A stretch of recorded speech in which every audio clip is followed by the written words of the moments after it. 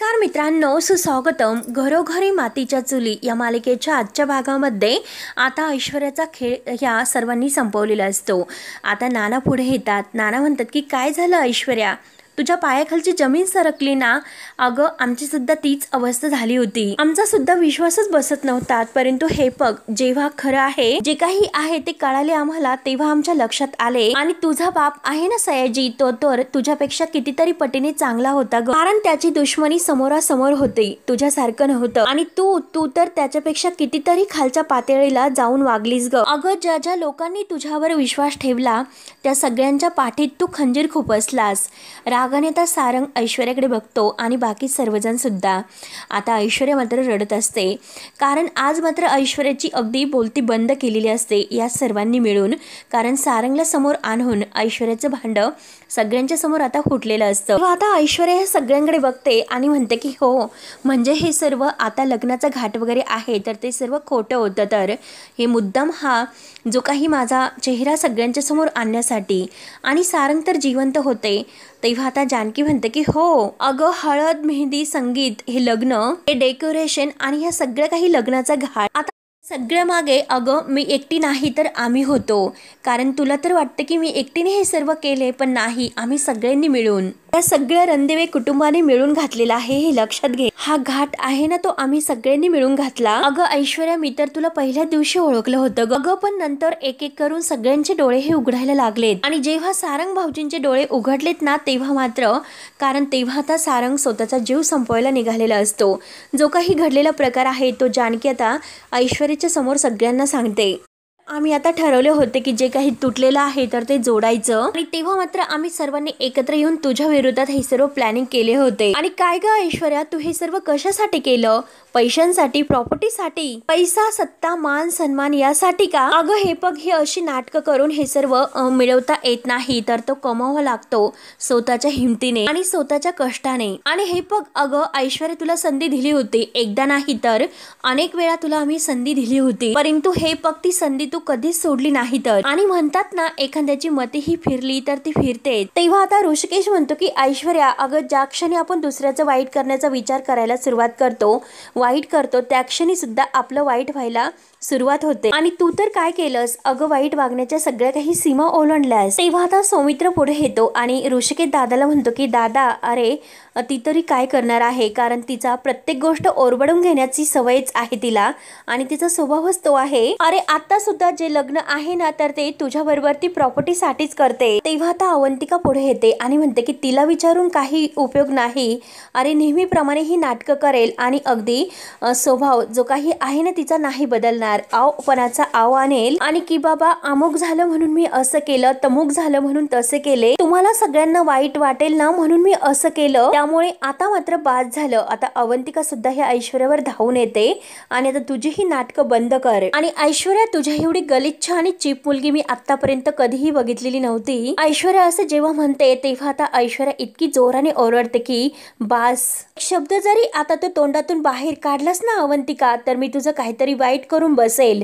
असे आता जेव्हा ऐश्वर्या ओरडून म्हणते तेव्हा आता जानकी तिच्यावर तितक्याच पटीने ओरडते, बास कर असं म्हणून. जानकी सुद्धा आता एक दुर्गा अवताराने तिच्यावर धावून जाते आणि तिचा हात पिरगाळून बाजूला करते. जानकी सुद्धा धावून येते आणि म्हणते की एक शब्द जरी आता तो तोंडातून काढलास तर याद राख, तुझी लायकी तरी आहे का हे सर्व तिला बोलण्याची, तिला बोट दाखवण्याची? सांग ना काय लायकी आहे तुझी? घरातील प्रत्येक माणूस माझा आहे आणि माझ्या माणसाला जर तू बोट दाखवले तर याद राख, त्यांच्यावर तो आवाज जरी चढवला ना, तुझ्या कानाखाली मी जाळ काढेल. तेव्हा आता ऐश्वर्या सुद्धा खूप पेटलेली असते. ऐश्वर्या म्हणते की हो का, तू माझ्या कानाखाली जाळ काढणार का? असं करशील का तू? जमेल का तुला ते सर्व? अगं बोल ना, आता का शांत आहे? हिम्मत तर करून दाखव. आणि हे बघ, हा जो काही तुझा माज आहे ना, आणि हे सगळे आहेत ना ते तुझ्या सोबत आहे म्हणून तुझा हा सर्व माज आहे हे लक्षात घे. परंतु काळजी करू नको. आणि जोरजोराने चुटक्या वाजवते आणि म्हणते की लवकरच तुझा हा सर्व माज मी उतरून टाकेल. तेव्हा आता सर्वजण ह्या ऐश्वर्याकडे रागाने बघत असतात. सर्वांना खूप राग येतो. ऐश्वर्या आता अगदी वेड्यासारखं बडबड करत असते की मला माहिती आहे आहे की तुम्ही सगळेजण एकत्र झालात,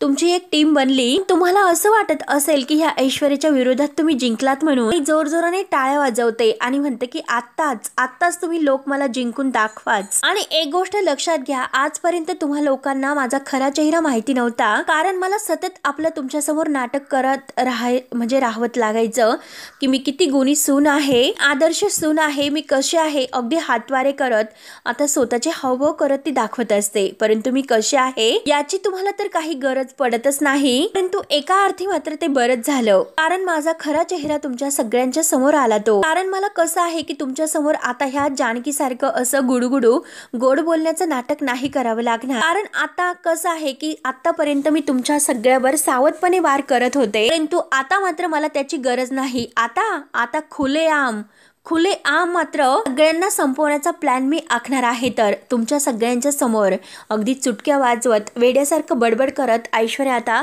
अगदी हातवारे करत हे सर्व बोलत असते आणि सर्वांना धमकावत असते. सर्वजण आता शांतपणे ऐश्वर्याकडे बघून ऐकून घेत असतात. जानकी मात्र तिच्या ह्या धमक्यांना घाबरत नाही. आणि काय ग ए जानकी, तुझी आई आहे ना, ती अजूनपर्यंत माझ्या ताब्यात आहे हे तू विसरलीस का? स्वतःच्या छातीत आता जोरजोराने मारत आता जानकीला हे सर्व म्हणत असते. एक गोष्ट लक्षात ठेव, तू आता सगळ्यांच्या समोर माझी वाट लावली ना, माझं सत्य तू बाहेर काढलंस ना, त्यामुळे आता तू बघ की मी तुझ्या आईचं काय करते ते. आता तुझ्या आईचं काय करायचं हे मी ठरवणार. आता आई म्हटल्यानंतर जानकी तर पेटूनच उठते. जानकी म्हणते की कुठे आहे ग माझी आई, आणि चल आता तर होऊनच जाऊन दे. सांग ना अगं, कुठे आहे माझी आई, सांग कुठे आहे माझी आई. नाही ती या जगामध्ये. आता जानकी खूप जोरात रडतच ओरडते की नाही, माझी आई या जगात नाही, हे कळले ना तुला आता. आणि हे बघ ऐश्वर्या, कळाले मला की माझी आई या जगात नाही म्हणून. आता जानकी पूर्णपणे चवताळून बोलत असते. तर आता ऋषिकेश जानकीला शांत राहायला सांगतो, तिच्या खांद्यावर हात ठेवतो. तेव्हा आता जानकी ऋषिकेशचा हात धरते आणि ह्या ऐश्वर्याकडे बोट दाखवत म्हणते की इने ह्या ऐश्वर्याने माझ्या आईचा जीव घेतला तर. तेव्हा मात्र आता नाना आणि घरातील सर्वजण रागाने ह्या ऐश्वर्याकडे दात खात बघत असतात. जानकी आता बोट दाखवत म्हणते की इने माझ्या आईचा जीव घेतला तर. आणि काय ग ऐश्वर्या, आता बोल ना, आता कशी जिंकशील. आता जानकी सुद्धा जोरजोराने टाळ्या वाजवते आणि म्हणते की बोल ना, आता कशी जिंकशील तू, तुला जिंकायचं आहे ना, मग बोल ना. अगं माझ्या आईला धरून तू वेठीच धरत होती तर दाखव ना तुझा आता माज. आणि कुठे गेली तुझी ती गुरमी, माझ्या आईला मारलंस आणि माझ्या आईचा तू जीव घेतलास ना. ऐश्वर्या अगदी शांत होत अगदी रागाने जानकीकडे बघत असते. जानकी विचारते की काय ग, आता का शांत झालीस, उडाला का तुझ्या चेहऱ्यावरचा रंग. आणि काय ग ऐश्वर्या, मला हे सर्व कसे कळाले हा प्रश्न तुला पडला असेल तर. अगं ऐश्वर्या, तुझ्या फोनमध्ये जो मेसेज होता ना, तो मेसेज मी वाचलेला आहे. तर मला कळालेले आहे की माझी आई जिवंत नाही ते. आता जानकी सुद्धा खूप ओरडते. तेव्हा आता ऐश्वर्याच्या पायाखालची जमीन सरकते. ती भीती आपण जानकीला दाखवत होतो, ती भीती सुद्धा आता व्यर्थ ठरलेली आहे. जानकी रडतच आता म्हणत असते की माझी आई या जगामध्ये नाही. आता सांग ना मग तू काय करशील ते. त्यानंतर आता इकडे लताबाई मायाला आवाज येत असते की माया अगं कुठे आहेस तू, कुठे शोधू मी तुला. आणि तेवढ्यात आता इकडे माया सुद्धा तेथे बांधलेली असते. तिला आता लताबाईचा आवाज कानावर येतो. तर लताबाई रडतच आता इकडे माया करत असते, कुठे शोधू मी तुला. तेव्हा आता त्या दोघीही जवळच असतात. तर आता माया इकडून आवाज देते की काकू मी इथे आहे. तेव्हा आता दोघी एकमेकींच्या शेजारीच असतात. तेव्हा आता माया विचारते की काकू आहो, तुम्हाला माझा आवाज येतो का. तेव्हा आता लताबाई अगदी म्हणजे माया येतेच आहे तिच्या लक्षात येते. लताबाई आता मोठ्याने ओरडून म्हणते की हो अगं माया, मला तुझा आवाज येतोय. तेव्हा आता लताबाई ओरडत असते की अगं माया, मला तर असं वाटलं होतं की त्या माणसाने तुझ्या बरोबर काही केले की काय, आणि बाळा तू ठीक आहेस ना. तेव्हा आता माया म्हणते की हो मी ठीक आहे काकू, मला त्यांनी बांधून ठेवलेलं आहे. तर आणि काकू तुम्ही ठीक आहात ना, तुम्हाला त्यांनी त्रास दिला नाही ना. त्यावर त्या रडतच लताबाई म्हणते की अगं नाही, पण त्या लोकांनी मला सुद्धा बांधूनच ठेवलेलं आहे ग. आणि माया, मला कळतच नाही की मी काय करू ते. आणि हे बघ, तो माणूस मला सांगून गेला की माझ्या मुलीच्या नवऱ्याचं लग्न आहे ग. तेव्हा आता माया म्हणते की काकू काय बोलतात. तर आता लताबाई रडतच म्हणते की हो ग, त्या ऐश्वर्या बरोबर लग्न आहे माझ्या मुलीच्या नवऱ्याचं ग. अगं ऋषिकेशचं लग्न आहे आणि काही करून ते लग्न अगं थांबवायला हवं. आणि माझे हातपाय येथे बांधलेले असताना मी कसे काय करू शकतेस ग. अगं मी माझ्या मुलीच्या आयुष्यातील हे संकट कसं दूर करणार आहे, काय करू आता. तेव्हा आता माया म्हणते की हे बघा काकू, तुम्ही धीर सोडू नका, आपण लवकरात लवकर इथून बाहेर पडू. आणि तुम्हीच मला सांगत होतात ना पॉझिटिव्ह राहत जा म्हणून, त्यामुळे हे बघा तुम्ही सुद्धा काकू थोडेसे पेशन्स ठेवा, आपण लवकरात लवकर येथून बाहेर पडू, असं काहीतरी नक्की घडेल की ज्यामुळे तुम्हाला हे लग्न थांबवता येईल, म्हणून तुम्हाला तुमच्या मुलीवरचं संकट परतवता येईल। आणि काकू तुम्ही काळजी करू नका। तेव्हा आता लताबाई रडत असते आणि हे सगळं कसं होणार आहे कोणास ठाऊक असं ती आता रडतच म्हणते। आणि हे बघ देवा, अरे मी तुझ्या पाया पडते, परंतु माझ्या मुलीच्या जे काही नवऱ्याचं लग्न होतंय आणि तिचा संसार जो काही उद्ध्वस्त होतो, तूच आता तो दूर कर। लवकरात लवकर मला या सर्व संकटातून बाहेर काढ आणि त्या ऐश्वर्याला चांगली जन्माची अद्दल घडव। देवा काहीतरी असा चमत्कार दाखव की जेणेकरून माझ्या जानकीच्या आयुष्यातील हे जे वादळ आहे ना, वादळ संपेल। म्हणून लताबाई आता खूप रडत असते, तिला खूप त्रास होतो। मायाला सुद्धा खूप वाईट वाटतं, ती सुद्धा बिचारी रडत असते। लताबाईची अवस्था तिला बघवत नसते। माया आपले हात बांधलेले आहे तर ते सोडवण्याचा खूप प्रयत्न करत असते। तेव्हा आता माया कसाबसा आपला एक हात सोडवते, तर आता लताबाई माया माया करत खूप अशी रडत असते। त्यानंतर आता इकडे जानकी ही ऐश्वर्याला सगळ्यांच्या समोर म्हणते, अगं ऐश्वर्या जरा निर्लज्ज, म्हणजे जी काही लाज वगैरे आहे ती बाळग। अगं तुला काही फरक पडत नाही, जरा काही तू केलेलं आहेस याची लाज जरी बाळग। आणि हे बघ मी तुला एकदा म्हटलं होतं की विजय नेहमी सत्याचाच होतो आणि आज मात्र तेच झालेलं आहे, विजय सत्याचाच झालेला आहे। तर अगं बघ ना, बघ जरा स्वतःकडे बघ, तू आजूबाजूला बघ ना, अगं कोणी आहे का तुझ्या सोबत? एकटी पडलेली आहे, कोणी तुझ्या सोबतीला नाही म्हणून। अगं तू तर एकटी पडलेली आहे, परंतु माझ्या सोबत बघ किती जण आहेत, माझं अख्खं रणदिवे कुटुंब आहे आणि तू तर एकटी पडलीस। अगं तू एकटी का पडली? कारण तुझे काही वागलीस ना, वाईट कृत्य केलंस ना, त्यामुळे तू एकटी पडलीस। अगं एकदा तरी माणूस म्हणून विचार केला असता, भावनांची नात्याची किंमत जर तू केली असती ना, आज मात्र ऐश्वर्या तू इथे असती, तुमच्या सोबत ह्या रणदिवे कुटुंबात एकत्र असती। आज तू एकटी का पडली? तुझ्या वागण्यामुळे आणि तुझ्या ह्या कृत्यामुळे आज प्रत्येकाने तुझी साथ सोडलेली आहे, तू मात्र एकटी आहेस। तेव्हा आता नाना सुद्धा पुढे येतात आणि जानकीला म्हणतात की जानकी तू एकदम बरोबर बोललीस, हिच्यासारख्या ज्या मुली आहेत ना, जोपर्यंत कुटुंबाची ताकद ओळखून वागणार नाहीत ना, तोपर्यंत हे असेच घडत राहणार। तर आणि हे बघ जानकी, तू कशाला हिच्या नादाला लागतेस आणि हिला समजावतच बसू नको। हिला कितीही काही समजावले ना, कारण मला नाही वाटत की ही ऐकेल, कारण हिचं जे काही रक्त आहे ना सयाजीरावांचं, तर ते तिच्यातच खेळलेलं आहे आणि ती तशीच वागत राहणार। परंतु हे बघ जानकी, तुझं मात्र मला कौतुक वाटतं। अगं तुझ्या विरोधात आम्ही कित्येक वेळा गेलो तरी सुद्धा मात्र तू हे कुटुंब एकत्र आणि एकीने ठेवण्याचा तू कायम प्रयत्न करत आली। तेव्हा आता सुमित्रा सुद्धा म्हणते की हो जानकी, अगं खरं आहेस, कारण तू होती म्हणून आम्ही सगळेजण एकमेकांचा हात घट्ट धरून आहोत। सुमित्रा आणि नाना सुद्धा जानकीचं आता खूप कौतुक करत असतात आणि ऐश्वर्याचा आता आणखीनच जळफळाट होतो। आणि हे बघ अगं जानकी, मी तर विचारच करू शकत नाही की या बाईने काय केलं असतं आणि काय आमचं झालं असतं। अगं या बाईने तर काय केलं असतं आपल्या या घराचं, आपल्या ह्या नात्यांचं, आणि हे सर्व काय झाले असते ग जानकी। अगं जानकी, तू एक या घराची ढाल बनली आणि सगळे काही संकट ह्या ऐश्वर्याने आणलेत ना, ते सर्व संकट तू अगदी एक ढाल बनून अगदी परतून लावलीस। म्हणून आता सुमित्रा सुद्धा रडत आता जानकीचं कौतुक करत असते। तेव्हा आता आई आणि नानांनी केलेलं कौतुक ऐकून मात्र जानकीचे डोळे भरून येतात, आनंद अश्रू डोळ्यातून टिपकत असतात। सगळ्यांना जानकीचा अभिमान वाटतो आणि ऋषिकेशला सुद्धा आता सुमित्रा म्हणते की जानकी, अगं खरंच आम्हाला तुझं खूप कौतुक वाटतं। त्यावर आता जानकी म्हणते की आई आणि नाना, तुम्ही या सर्वाचं श्रेय मला देतात, मला खरंच खूप कौतुक वाटतं, परंतु हे बघा माझ्या पाठीशी तुमचे आशीर्वाद होते आणि सगळ्यांचा पाठिंबा होता, तुमच्या आशीर्वादाशिवाय मी हे सर्व काही करू शकले नसते। आणि सगळ्यात महत्त्वाचं म्हणजे माझा जोडीदार, आणि ती ऋषिकेशचा हात धरते, अगदी अभिमानाने ती आपल्या ऋषिकेशकडे बघत असते। माझ्या रामासारखा नवरा माझ्या सोबत होता, कुठल्या क्षणी माझ्या नवऱ्याने माझी साथ नाही सोडली। आता मात्र जानकी आता सगळ्यांच्या समोर ऋषिकेशचं कौतुक करत असते। तेव्हा आता सर्वांना जानकी आणि ऋषिकेशच्या जोडीचा अभिमान वाटतो। ऐश्वर्या तर रागाने आता ह्या दोघांकडे बघत असते। जानकीच्या डोळ्यात पाणी येते। जानकी आता सर्वांच्या समोर म्हणते की हे बघा, ऋषिकेश माझ्या सोबत होते म्हणून मी हे सर्व करू शकले। आणि सौमित्रा आणि आता सारंगचा हात धरून म्हणते की माझे हे दोन पाठीराखे, माझे दोन भाऊ माझ्या सोबत होते। अवंतिकाचा हात धरते आणि म्हणते की जावेच्या रूपेत मला ही बहीण मिळाली, तिने मात्र माझा धरलेला हात कधीही सोडला नाही आणि तुमच्या सगळ्यामुळे मी हे करू शकले। तुमच्या सगळ्यांच्या पाठिंब्यामुळे आणि साथीमुळे मी हा ऐश्वर्याचा खरा चेहरा सगळ्यांच्या समोर आणू शकले। असते। आता जानकी ऐश्वर्याकडे बोट दाखवत आता हे सर्व म्हणत असते। तर ऐश्वर्या रागाने पुन्हा जानकीकडे बघायला सुरुवात करते। तेव्हा आता जानकी पुन्हा ऐश्वर्यावर धावून येते आणि आता रागाने म्हणते की हिचा प्रत्येक डाव मी हाणू शकले। तेव्हा आता अवंतिका म्हणते की हो वहिनी, तुम्ही अगदी बरोबर बोलतात। आता हिला आणि हिच्या ह्या जे काही थर्ड क्लास मैत्रिणी आहे ना, त्यांना त्यांची जागा दाखवण्याची वेळ तर आलेली आहे। तेव्हा आता अवंतिका ऐश्वर्याच्या ह्या मैत्रिणींना म्हणते की काय येथे अजून थांबायचं आहे का तुम्हाला, आणि काही तमाशा बघण्याचा बाकी आहे का? ते लग्न तुम्ही एन्जॉय करायला आला होतात ना, ते लग्न मोडलं, संपलं तुमचं लग्न, आणि तुमच्या मैत्रिणीचं भिंग आता फुटलेला आहे, त्यामुळे इथून चालत्या व्हा, त्यामुळे निघा इथून। म्हणून अवंतिका त्यांच्यावर धावून आता ओरडते की निघा इथून। शेवटी आता त्या दोन मैत्रिणी आहे तर खाली मान घालून तेथून निघून जातात।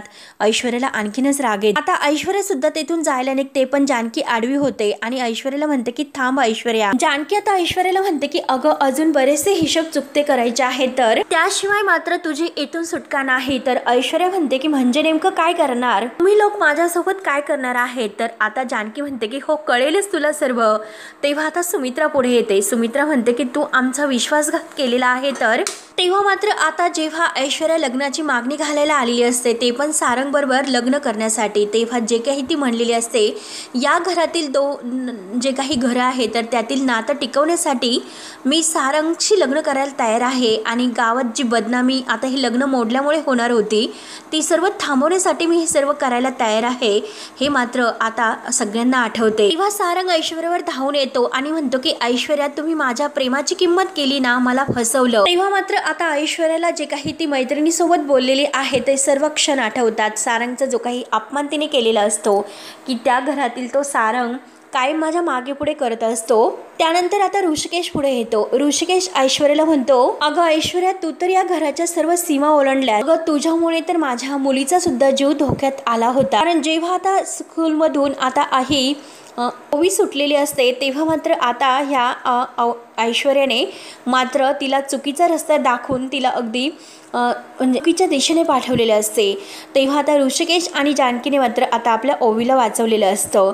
ते सर्व काही क्षण आता सगळ्यांच्या डोळ्यासमोर येतात। तेव्हा आता नाना पुढे येतात। नाना म्हणतात की अगं तू तर मला जिन्यावरून ढकलून मारण्याचा सुद्धा प्रयत्न केला होता। तेव्हा ऐश्वर्याला ते सुद्धा क्षण आठवतात। तर आता सौमित्र पुढे येतो।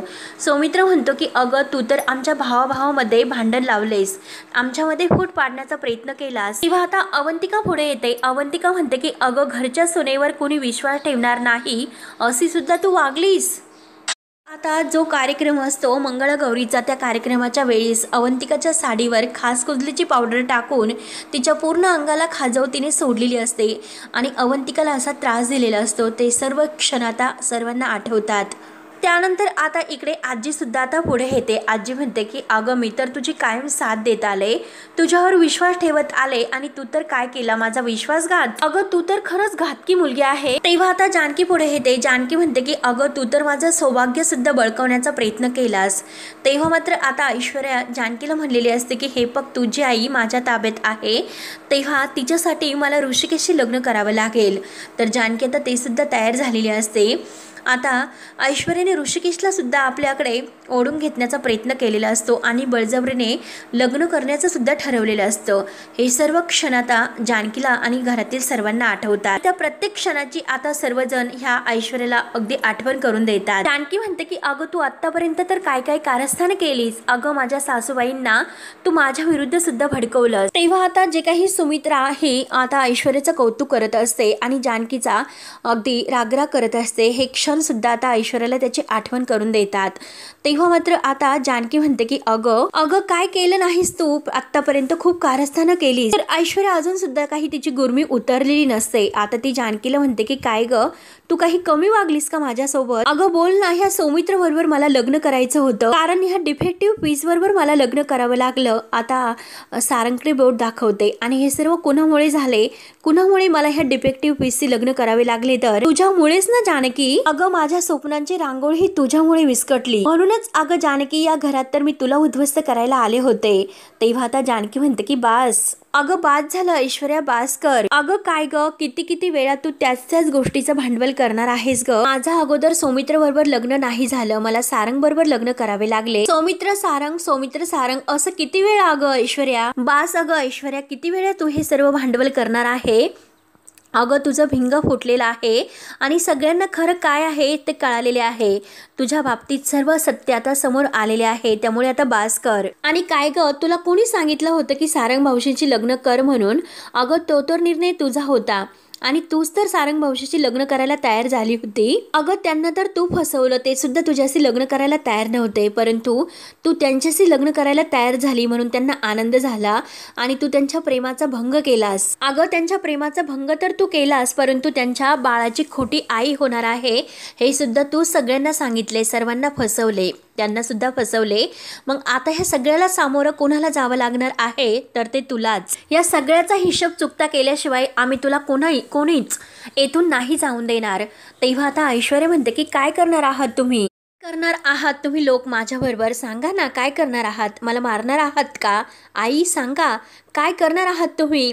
तेव्हा आता सुमित्रा म्हणते की छे अगं चिखलात दगड मारून मी माझ्या अंगावर घाण नाही उडून घेणार ग. तेव्हा आता सर्वजण ऐश्वर्यावर हसत असतात. तर सुमित्रा पुढे म्हणतात की कारण ग माझं मन आणि चारित्र्य हे भरकटलेले नाही. तुला जर या घरामध्ये कोणी शिक्षा करत असेल ना तर ती फक्त आणि फक्त जानकी करेल. तेव्हा आता जानकी रागाने हा ऐश्वर्याकडे बघत असते. तर सुमित्रा म्हणते की हो जानकी, तुलाच हक्क आहे ह्या ऐश्वर्याला शिक्षा देण्याचा. तेव्हा आता ऐश्वर्याला सुमित्राचा तर खूपच राग येतो. सुमित्राकडे रागाने ती बघते आणि जानकीकडे सुद्धा. सुमित्रा पुढे म्हणते की अगं ह्या बाईमुळे जानकी तुला इतक्या मरण यातना सहन कराव्या लागल्या, कित्येक अपमान तुला पचवावे लागले, त्याचीच अद्दल घडवण्याची संधी तुला देवानेच दिलेली आहे असं तू समज आणि चांगला हे ऐश्वर्याला एकदा धडा शिकव. आणि तेवढ्यात आता सुमित्रा ही जोरात गुलाबला आवाज देते. तर गुलाब आता हातामध्ये काठी घेऊन आलोच आईसाहेब असे म्हणून धावतच येतो आणि ती काठी आता तो सुमित्राच्या हातामध्ये देतो. तेव्हा आता सुमित्रा ती काठी हातात घेऊन जानकीला म्हणते की जानकी अगं तू इला अशी अद्दल घडव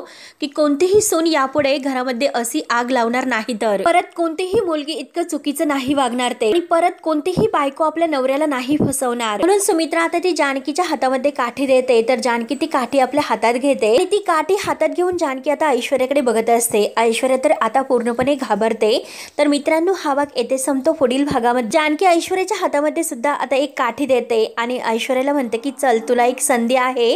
तेव्हा आता ऐश्वर्या जानकीला काठी उगारणार तोच लगेच आता जानकी तिची काठी हाणून पाडते आणि शेवटी त्याच्या कमरेमध्ये लात देऊन तिला खाली पाडते. तिच्या कंबरडात लात मारून जेव्हा आता ऐश्वर्या खाली पडते तेव्हा मात्र आता जानकी काठीने तिला मारते आणि तिला हाताला धरून आता घराच्या बाहेर काढते. आणि तुझी जागा आणि तुझी लायकी हीच आहे ऐश्वर्या म्हणून तिला जोरात आता घराच्या बाहेर ढकलून देते. तेव्हा आता जानकी इतक्या जोरात ओरडत ऐश्वर्याला म्हणते की आमच्या या घरात तुला आता यापुढे जागा नाही. आणि शेवटी जानकी आता घरातील सर्वांच्या सोबत ह्या ऐश्वर्याला घराच्या बाहेर काढूनच देते. तरी सुद्धा आता ऐश्वर्या अगदी वेड्यासारखी जोरजोराने हसायला सुरुवात करते.